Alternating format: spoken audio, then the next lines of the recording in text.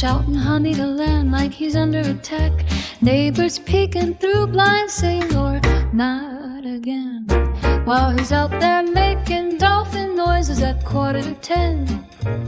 He's scaring all the neighbors with his midnight vocal capers. Those shrieks, those yelps, that mystery squeak. So grab your mug and sip along, 'cause this is Topics Anti-Fleet.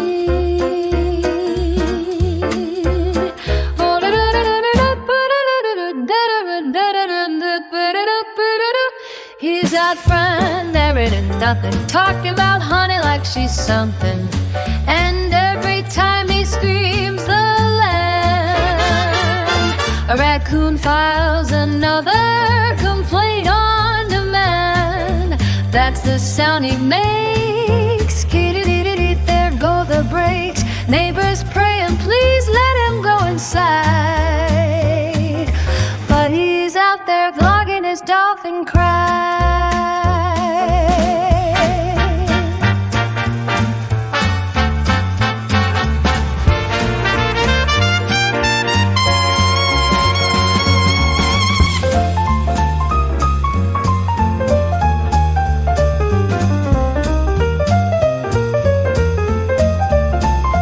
Oh, he's spooking up the sidewalks, startling pets and shaking mailboxes. Someone call the HOA, 'cause this man's a one-man symphony.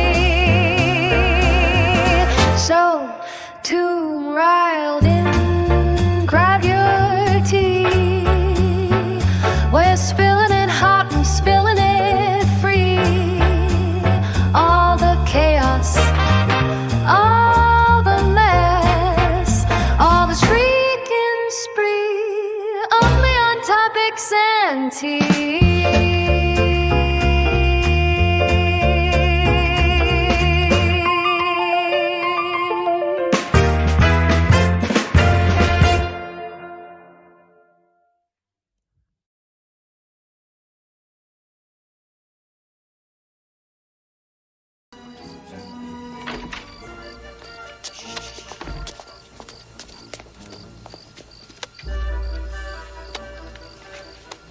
What is this? It's an infrared scope. Snipers use it for night vision. Well, what are we gonna do with it? I'm gonna crawl over there and get a look in those barred up basement windows. You know, guys, I've been thinking about it, and I don't think we should go through with this. Well, what are you, a fraidy cat? No, I just think things have gone off the deep end a little bit. I mean, infrared night vision scopes. What are we gonna do next? Tap their phone line? Well, that can be arranged. Then all we have to do is burn a cross on the front lawn. Really? No, that was just me.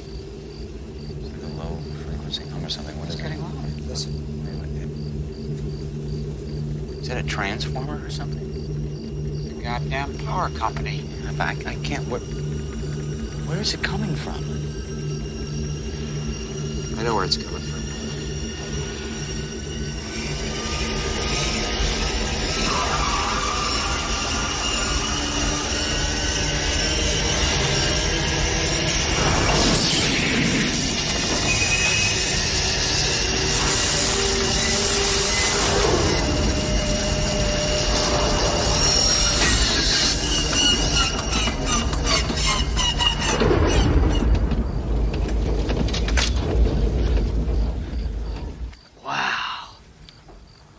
Was that? Brownout. Smells like they're cooking a goddamn cat over there. I'm gonna go find out what exactly. Down, get down, get down!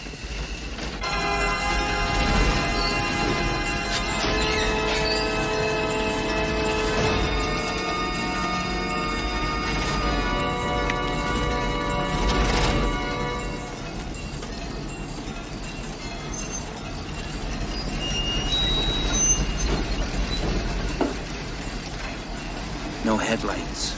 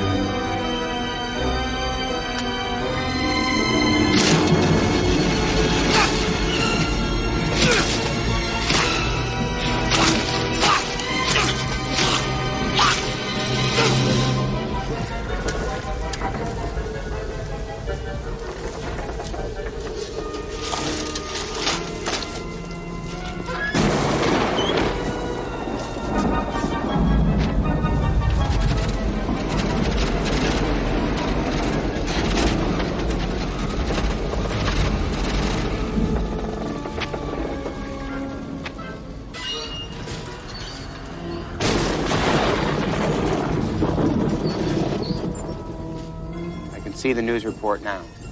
They were a quiet family, kept pretty much to themselves. No one would have ever suspected them of foul play.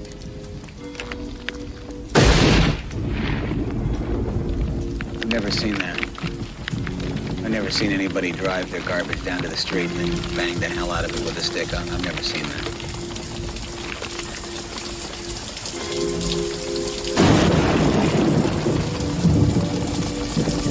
I say we go over and get a look in those garbage cans. Well, call me overly cautious, but don't you think that's going to be a bit suspicious?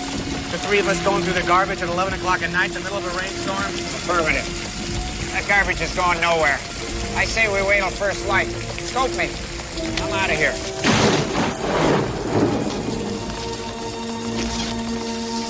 Rained away. Bummer.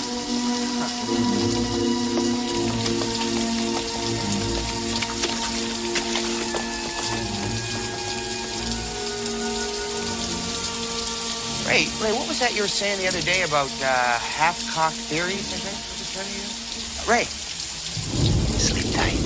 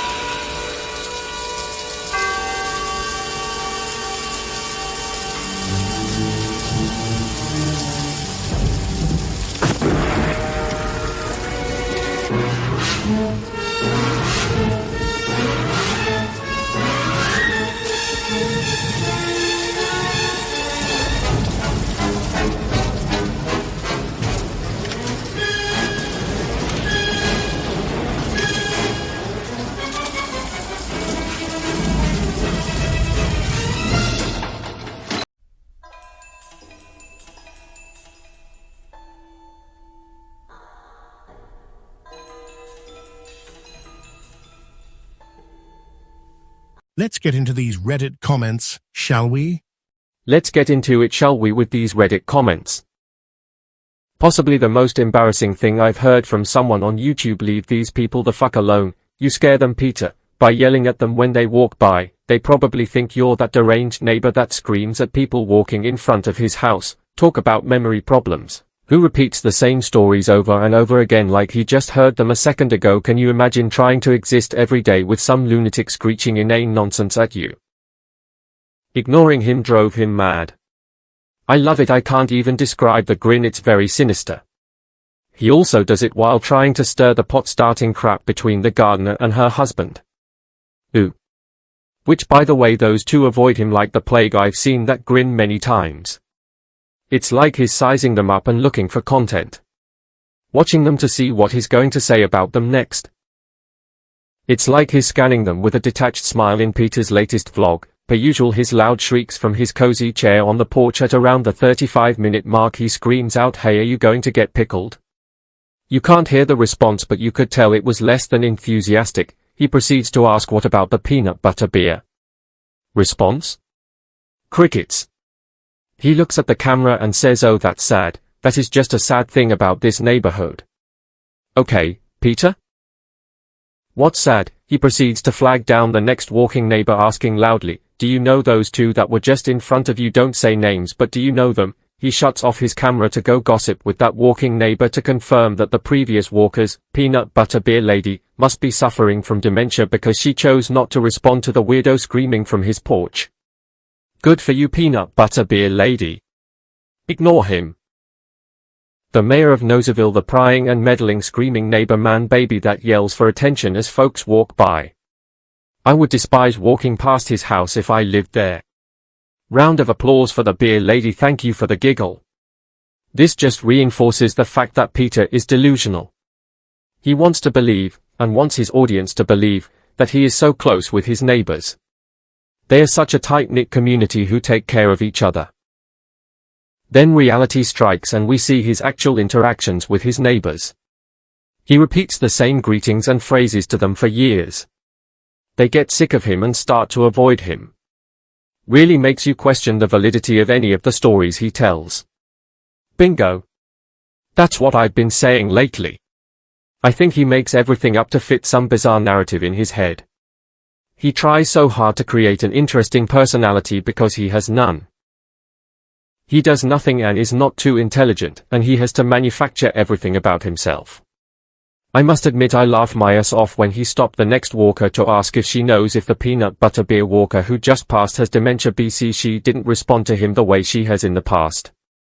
Then he comes back and informs the viewers she just didn't have her contacts and hearing aid in. I was hysterically laughing. BC he must have felt like a total asshole. Then I got pissed. Who does he think he is, spreading rumors of someone's mental decline around the neighborhood? Just BC she wasn't friendly enough. Those poor PPL. It's been really bad lately. He will be in the middle of a story and stop and say, oh, my neighbor shut her garage door. Oh, there's Laura. Probably going to the store. Oh, pool crew lady number 1 just put something in her trash can. Oh, my neighbor just got their mail. It's beyond ridiculous at this point. There's never any reason behind telling us the info. It's not BC he's shouting to them. Many times he doesn't. It's just commentary on their movements. Very strange indeed. They all know where he lives. Even if she couldn't see him without her glasses, his constant presence on the porch and unmistakable voice are giveaways. I think he's wearing these poor neighbors down with his shenanigans. Walking outside means finding creative ways to deal with Peter. Pretending not to see or hear him seems like a plan. We have an elderly man in my complex that likes to talk to the ladies. The other day, I watched my neighbor completely ignore him. She had headphones on. He was standing close to her and calling out for her attention. She walked on by. Then he turned to look at me. I smiled and did the same. No one wants small talk on a walk. I'm out there to get fresh air and exercise. Peter always says that he doesn't like to talk to anyone on his walks, but he doesn't care that others have the same needs. It's strange, if he was watching my coming and goings and reporting it on his YouTube channel, I would have words with him. I know several people in here do not watch because they don't want him to get a view. If you're ever going to watch just for a minute, last night's vlog is the one. Go to the 27:35 mark. You won't believe it. If cringe triggers you, then be forewarned. Hands down the most cringy thing Peter has ever done in a vlog. Then after he's done he yells, "Who's that driving down my street? Go away. I run these streets. I'm noisy. I'm loud." So that comment left to him on his channel must have struck a nerve. I had to rewatch the cringy part this morning. BC I thought there's no way, I must have been dreaming. I wasn't. He's a complete dork. I watched the few minutes after your timestamp. I didn't know about Sylvia, the land, so I didn't understand it. He is nosy, so what he said about the street was true in his mind. I simply cannot stand him. I am astounded he still has viewers or a channel. How can anyone talk about themselves so long every single day? Is he really making enough money with such a low viewership for this to be his main job? So much still makes zero sense to me. He also looks like he has been seriously ill. Has he talked about it? Or, is he walking 2 hours a day and fasting? Is that a major part of his videos now? OMG. He's completely lost it. He's clearly lost brain cells. He continues to think he's cute and funny. He's just such an ass. I would hate living anywhere near him. He's so fucking loud. Man, I can't even watch or listen to his voice anymore. I'll take one for the team and tune in. LOL. Okay, I did it. I haven't listened to him in over 6 months, but I went to that timestamp because I just had to. You got me so curious. OMG, you were not kidding. He sounds absolutely and totally demented. And besides honey the land, he was yelling over and over, what are those dolphin sounds he's making? Also he looks horrible, sickly, old, and out of his damn mind. The mannerisms are unbelievable. He's so much worse than before. The screaming and yelling from his porch is out of hand. I'd call the police on him for disturbing the peace. His neighbors must be at their wits' end. Wow. You're absolutely right about everything. And his mental health has taken a nosedive, despite his uptick in mood. He reminds me of some of the homeless guys I met in my outreach job. He's starting to look like a chronically homeless person too. These guys had a self-sabotaging stubbornness that defied logic, human reason, and common sense. The difference is that they didn't have a bunch of people praising them. They didn't have the means and the support to take better care of themselves. They had severe trauma histories and substance abuse problems. Peter is the son of a wealthy doctor. The really crazy part is his fans keep telling him he looks great. I can't believe some of their comments. This whole situation is batshit. Yes, I agree, it is absolutely batshit crazy. And he definitely looks like a homeless person. I just can't understand his fans think he looks great, and they still compliment his insights. He's obviously having major issues. It's like the Twilight Zone. He most definitely reads here and sees the behaviors of his that we point out as odd and then amplifies them by 1,000 in his future videos. It's how he can justify how much he doesn't care, and is being too much, and living his best life. He thinks that by doing this, he's showing us how unaffected he is. If something doesn't bother someone, they would ignore it and just live their lives as usual. That's not what Peter does. We bother him so much. Unbothered people remain silent. They are mostly non-reactive. He's so easily bothered by true comments. Yes, he's nosy. He's the definition of a busybody. He puts his busybody behavior online for everyone to see. His neighbor is getting the mail. The other neighbor is riding a bike. The other neighbor has dementia because she ignored him.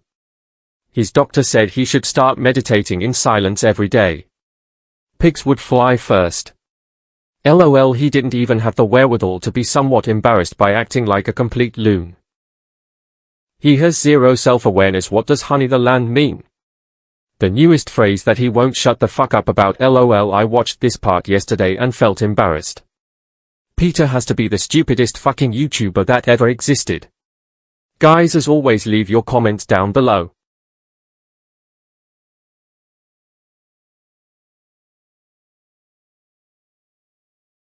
A Topics and Tea story. Peter Monn is the lonely doll.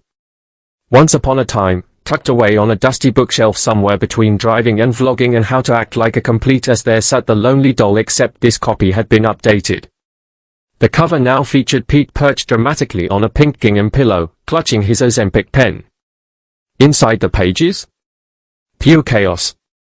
Every morning, the lonely doll, Pete, would wake up, smooth his pajamas, and whisper to the empty house, "Babe. Babe? Are you ready for our cozy Saturday?" And from the foyer came only the distant echo of stilettos and laughter as Alex sprinted out the door like Cinderella at 11:59, already halfway to the girls' brunch. The group chat name was Gorgeous Girls Plus One Emotionally Absent Husband. Pete would stand in the doorway, pout sharpened like a number 2 pencil, saying, "Okay babe, I'll just opt out today." Self-care. Solitude. Reflection. Maybe film a 6-hour vlog about hummus. Meanwhile, Alex and the girls were out living a full-color musical, mimosas, shopping, rooftop selfies, and every time someone asked, "Where's Pete?" Alex would sigh, sip, and respond, "He opted out again, he's practicing being a decorative object." Back at home, Pete reenacted scenes from The Lonely Doll with alarming accuracy. He positioned himself dramatically in the window, staring wistfully at the driveway like a Victorian child waiting for his father's ship to return from sea. He'd call after Alex on speakerphone, "Babe? Are you coming home?" "Yes, Pete, but we're stopping for dessert, and possibly dinner, and maybe karaoke if Trixie gets her way." "Okay, babe, I'll opt out again." By page 87 of the book, he declared himself a tragic figure. He started narrating his life like a PBS documentary, and here we see the lonely doll practicing hyper-independence while his husband experiences what experts call fun. He even set up tea parties with Boo Radley, 2 peppermint sticks, and an empty chair labeled Alex, if he ever returns before midnight. But the real comedy happened when Alex finally came home at 2 a.m., heels in one hand, confetti in his hair, and stories of the night. Pete, girl, we did a drag bingo, a mini fashion show, and the girls convinced me to get bangs. Pete clutched his pearls like the last Hershey's kiss at Christmas. Babe, did you think of me once? Alex, of course. When they ran out of hummus at the bar, I said, oh no, this would break Pete. And that, my friend, was the only time Pete felt truly seen. The book ends with a faded Polaroid taped inside the back cover. Alex and the girls living their best life, and in the corner, like a Victorian ghost, Pete photobombing with a raccoon and a lonely doll pout.